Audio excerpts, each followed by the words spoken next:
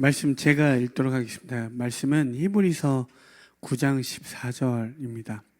하물며 영원한 성령을 힘입어 자기 몸을 흠 없는 제물로 삼아 하나님께 바치신 그리스도의 피야말로 더욱더 우리들의 양심을 깨끗하게 해서 우리로 하여금 죽은 행실에서 떠나서 살아계신 하나님을 섬기게 하지 않겠습니까? 아멘. 어떻게 다들 한 주간 잘 지내셨습니까? 네. 아마 저희 교회 시작을 간단히 말씀을 드리면 2019년도에 처음 제가 학교에서 아이들을 가르치면서 이 아이들이 하나님을 만났으면 좋겠다는 마음으로 시작해서 기도 모임을 2019년 1월 달부터 이제 저희가 사역을 나가면서 오후에 모여서 계속 기도 모임을 가졌습니다.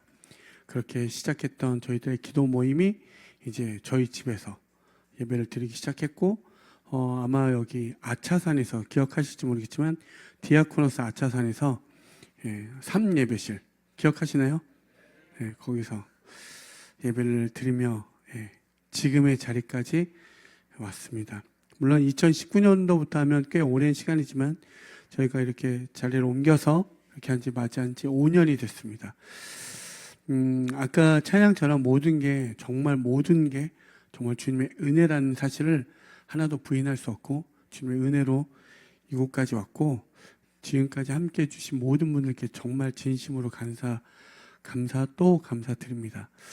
뭐 다 아시겠지만 저희가 아까도 말씀드렸듯이 2019년 기도 모임부터 시작했기 때문에 여러분 그 기간에 뭐가 있었죠? 코로나가 있었죠. 저희가 단체로 예배 준비하다가 단체로 코로나도 걸리고요. 그래서 그 구청에서 연락 오고 뭐 하여튼 여러 가지 일들이 많았습니다.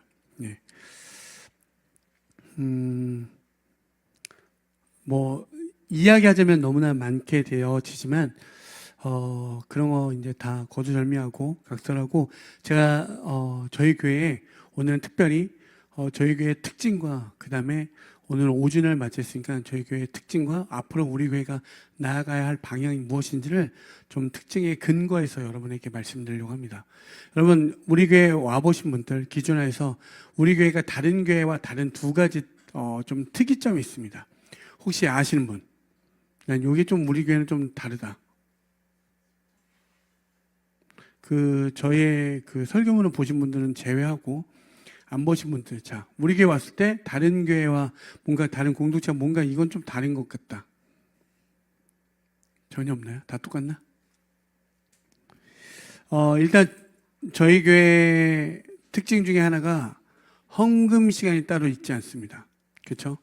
여러분들 제가 아시겠지만 저는 나름 이렇게 사역을 하다 보니까 큰 교회에 많이 있었고 특별히 헌금 시간이 되면 그때는 유명한 아주 솔리스트들이 나오고 더 웅장한 사운드와 더 이렇게 뭔가 헌금 시간이 유달리 더 많은 것들이 준비되어 있다는 것들을 많이 경험합니다. 그러다 보면 어떤 걸 느끼냐면 우리는 보이지 않는 압박을 받게 됩니다. 내가 헌금을 준비하지 않은 것이 매우 큰 잘못으로 점철되어지고 문제가 되어지는 것만 같은 생각을 몰아가는 것을 경험하게 됩니다. 여러분 그런 경험 없습니까? 다들 헌금 열심히 준비해 온다고? 그렇게 하잖아요. 그리고 또 예전에는 이렇게 헌금 바구니를 이렇게 옮깁니다. 그렇죠? 혹시 그런 적은 없습니까? 어릴 때 헌금이 없으니까 손만 이렇게 넣었다가 뺀 적. 그렇죠. 제가 이런 게 너무 싫습니다. 여러분 하나님 기준에서 생각해 보면 이거 넣었다 뺐다는 건 사람은 속일지 몰라도 하나님이었으면 어떻게 됩니까? 하나님 볼 때 다 아시지 않겠습니까? 하나님을 믿는 기준하에 한다면 하나님은 다 아실 텐데 굳이 이런 액션까지 해가면서 사람의 눈을 속인다는 건 너무 하나님 입장에서 너무 속상하지 않겠습니까?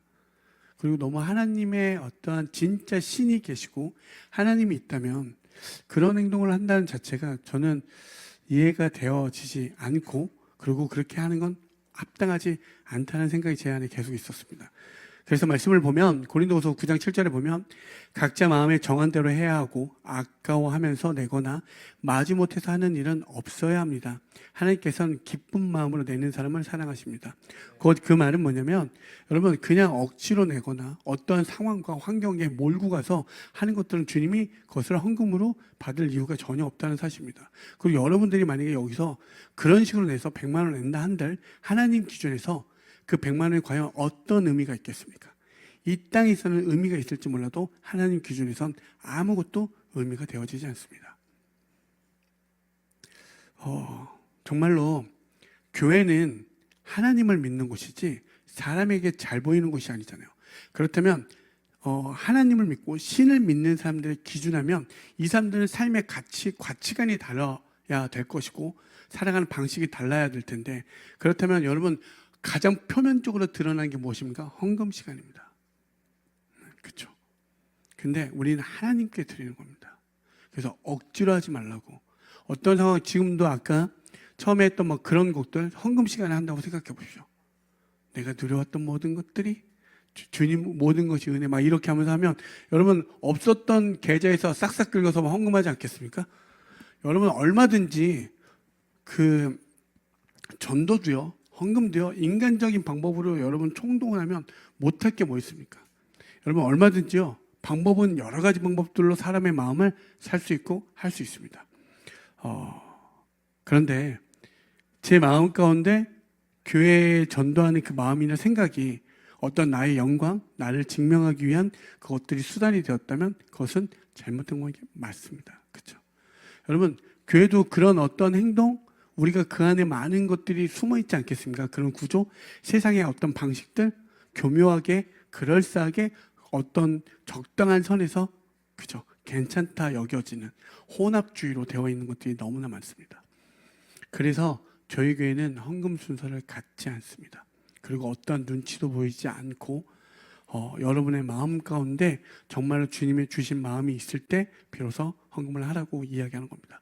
다만 여러분들에게 꼭 말씀드리고 싶은 건 무엇이냐면 헌금은 제가 헌금에 대해서 가볍게 여기거나 뭐 경히 여기는 건 절대 아닙니다.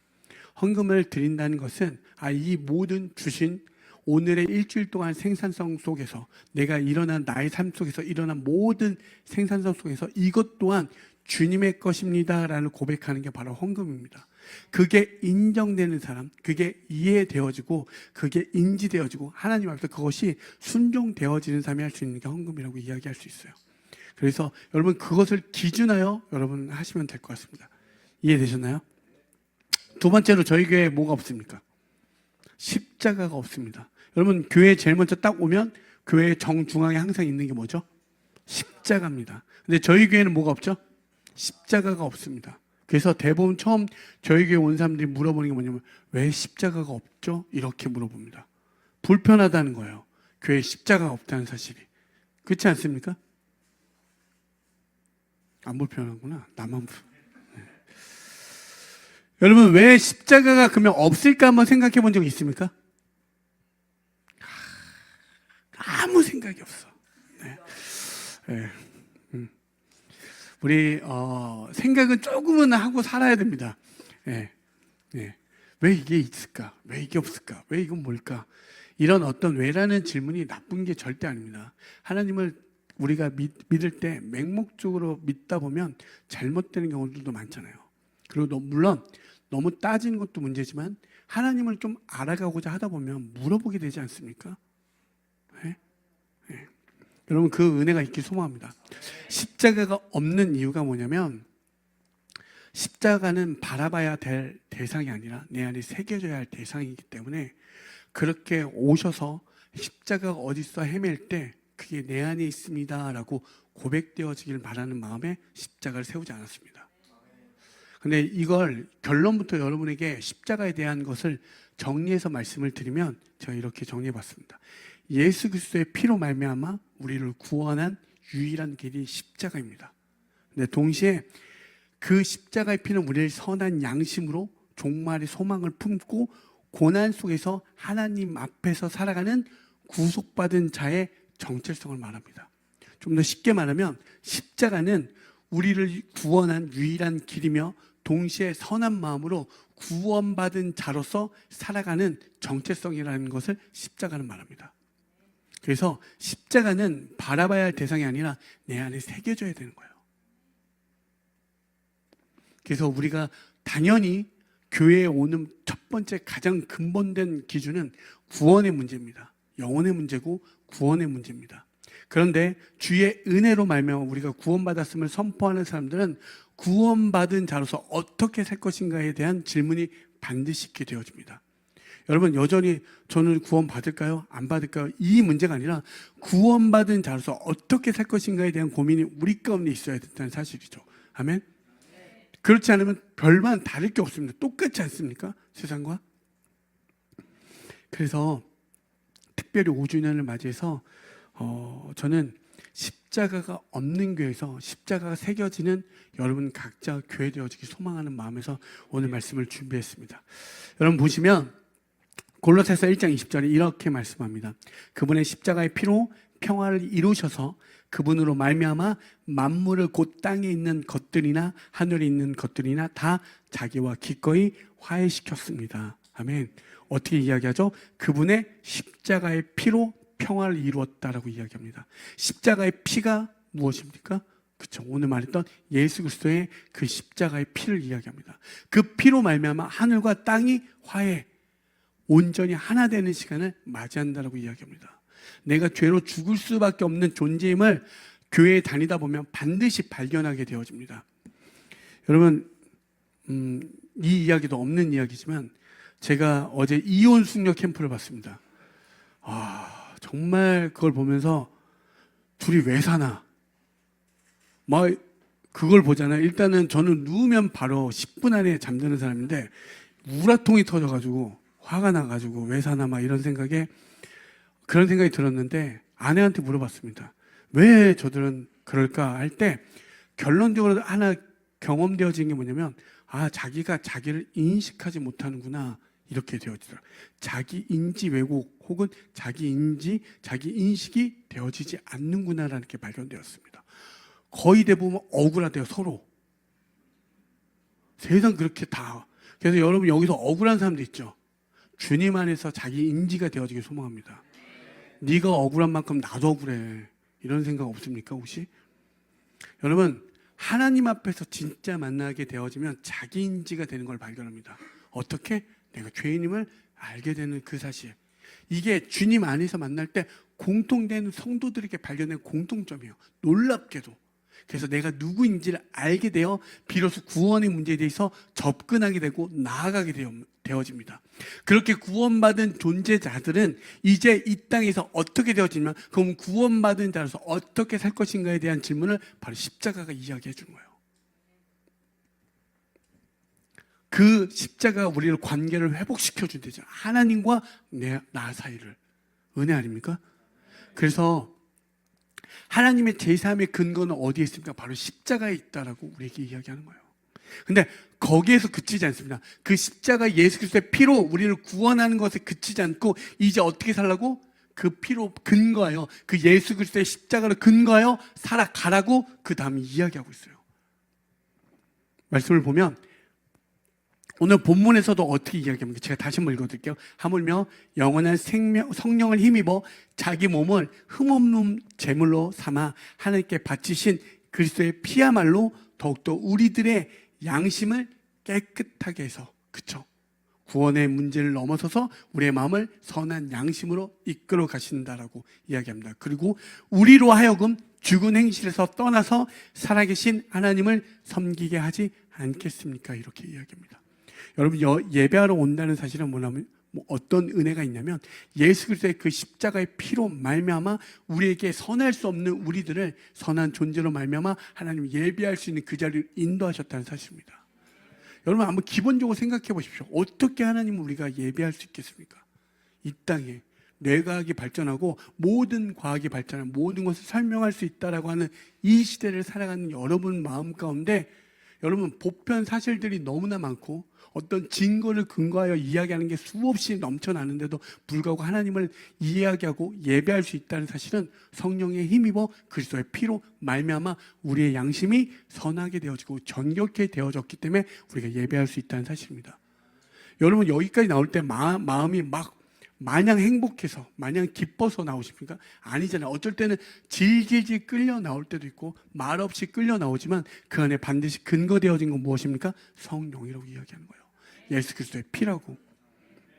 이것이 깨달아지면 여러분의 큰 은혜가 있기를 소망합니다. 그래서 여러분, 우리는 반드시 어떤 거, 예수 그리스도의 피로 그 선한 양심을 가지고 살아가는 게 성도의 정체성이고 교회의 정체성이라고 이야기합니다. 베드로전서 3장 16절에 보시면 그러나 온유함과 두려운 마음으로 답변하십시오. 선한 양심을 가지십시오. 그리하면 그리스도 안에서 행하는 여러분의 선한 행실을 욕하는 사람들이 여러분을 헐뜯는 그 일로 부끄러움을 당하게 될 것입니다. 여러분, 너무 중요한 이야기를 합니다. 베드로 형님 뭐라고 이야기하죠? 지금 우리에게 너희들 예수 그리스도의 피로 받아진 그 정결한 마음, 선한 양심으로 살다 보면 너희를 비방하고 너희를 조롱하는 세상 가운데 어떻게 그들을 부끄럽게 하는 그 일로, 그들이 하나님을 볼 수 있는 그 일로 나아갈 수 있게 해주신다라고 이야기하는 거예요. 그래서 여러분들에게 너무나 중요한 거예요. 하나님은, 예수 그리스도는 하나님의 뜻을 이루어 예수 그리스도가 그 뜻을 이루고 그 예수 그리스도의 뜻을 이제 이어받은 게 우리라고 이야기합니다. 우리를 통하여 그들이 하나님을 볼 수 있도록, 그들이 부끄러워질 수 있도록. 근데 여전히 똑같이 산다? 그걸 죽은 행실이라고 이야기하는 거예요. 하나님 기준하여 살지 않는 모든 행실을 죽은 행실이라고 이야기하는 거예요. 여러분, 만약에 그런 삶이 있었다면 회개하십시오. 교회는 회개를 이야기하는 게 맞고 천국과 지옥을 이야기하는 게 맞고 영을 이야기하는 게 맞습니다. 인문학적 이야기는 여러분 그냥 좋은 교회, 어떤 좋은 강사들이 하는 이야기나 들으시면 됩니다. 그런 세상이 더 많습니다. 그러나 반드시 교회는 정말 그 성령과 예수 그리스도의 피와 십자가, 구원, 영혼의 문제를 이야기해야 됩니다. 아멘.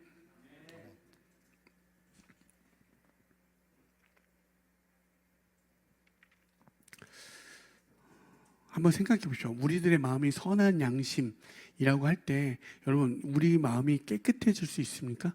선해질 수 있습니까?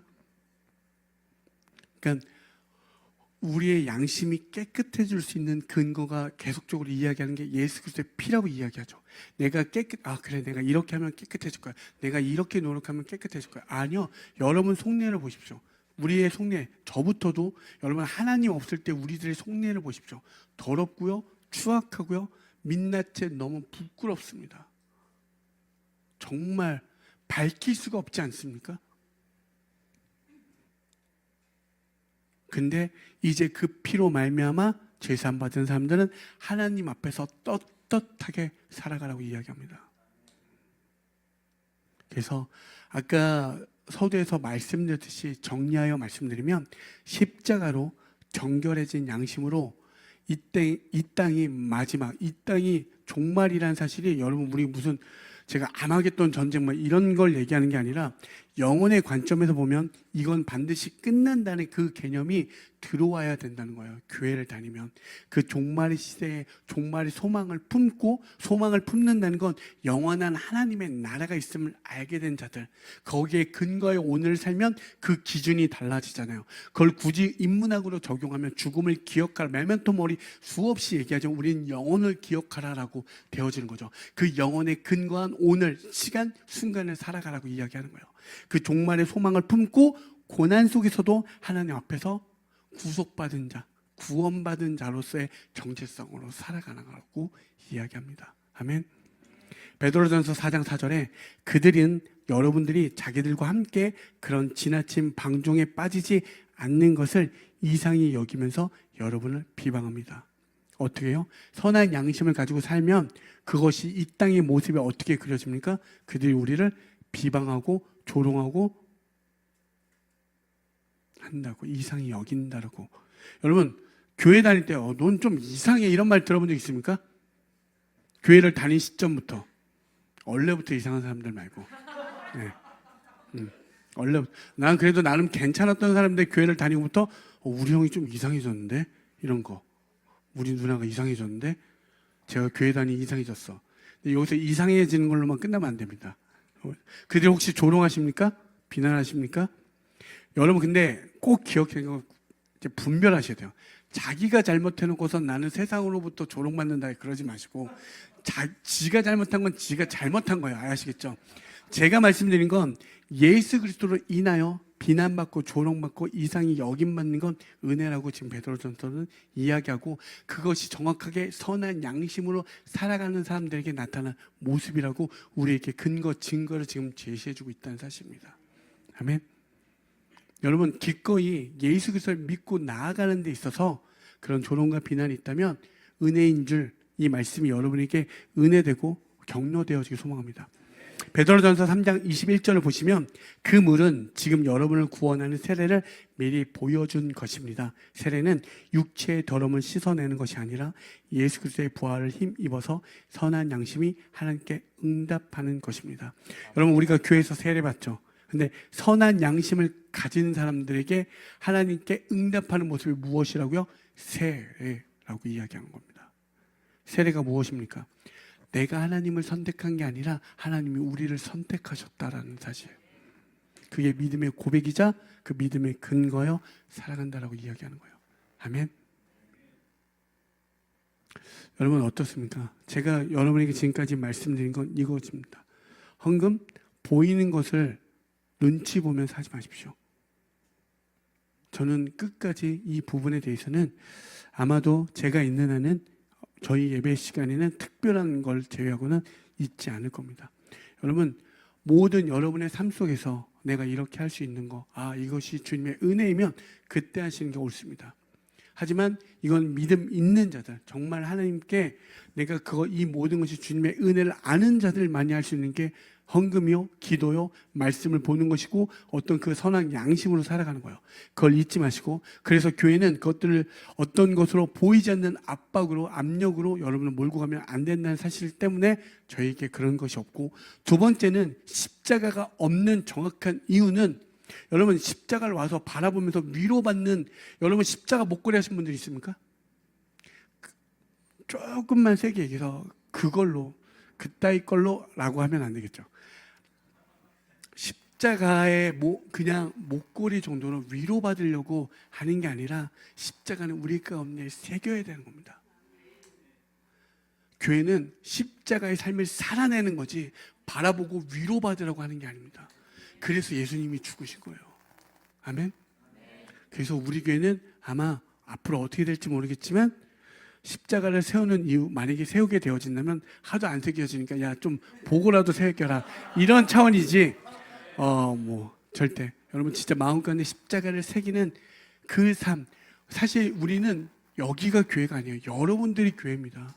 제가 교회와 성도라고 하는 건 우리 각자가 교회고 각자가 성도이고 우리는 그 교회들이 연합하여 공동체를 이뤄 이 교회 헬세드 공동체를 통하여 또 주님께서 일하시는 그 목적으로 나아가면 되는 겁니다. 아멘. 그 은혜가 있길 소망합니다. 여러분 정말 여기에 계신 모든 분들 예수의 십자가 그것이 묵상되어지고 그 은혜를 누리시고 거기에서 말할 수 없는 은혜가 넘쳐나셔서 그 넘친 은혜로 세상 가운데 사십시오. 그래야 됩니다. 그렇지 않으면 여러분 여전히 마음은 갈라지고 분열되어지고 내가 힘들어져요. 여러분 안에 예수마저도 없으면 너무 이건 비참하지 않겠습니까? 정말 예수가 차고 넘치는 은혜가 있길 소망합니다. 그래서 그 은혜로 살아가시는 저와 여러분이 되셔서 여러분에게 딱 두 가지만 말씀을 드릴게요. 십자가는 교회와 성도의 정체성이고 우리들의 삶의 방식이라고 말씀드렸습니다. 그래서 이 두 가지 말씀을 꼭 기억하시면서 살아가셨으면 좋겠습니다. 갈라디아 2장 20절입니다. 괜찮으시면 여러분 우리 한번 이 말씀을 우리가 선포하는 마음으로 같이 다 같이 한번 읽어보겠습니다. 시작. 내가 그리스도와 함께 십자가에 못 박혔나니 그런즉 이제는 내가 사는 것이 아니요 오직 내 안에 그리스도께서 사시는 것이라. 이제 내가 육체 가운데 사는 것은 나를 사랑하사 나를 위하여 자기 자신을 버리신 하나님의 아들을 믿는 믿음 안에서 사는 것이라. 아멘. 또 한 가지 한 구절 더 찾아볼게요. 누가복음 9장 23절입니다. 다 같이 한번 읽어보겠습니다. 시작.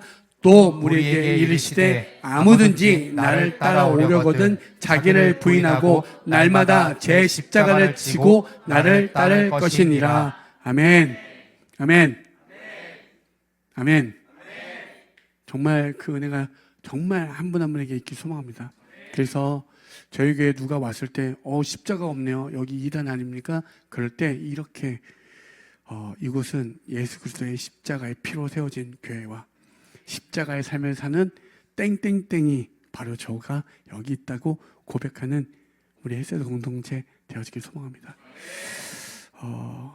십자가는 찾는 교회가 아니라 십자가를 찾는 교회가 아니라 십자가가 나의 정말 삶의 정체성이고 자랑이 되고 십자가의 삶을 살아가는 우리 공동체 되어지길 소망합니다.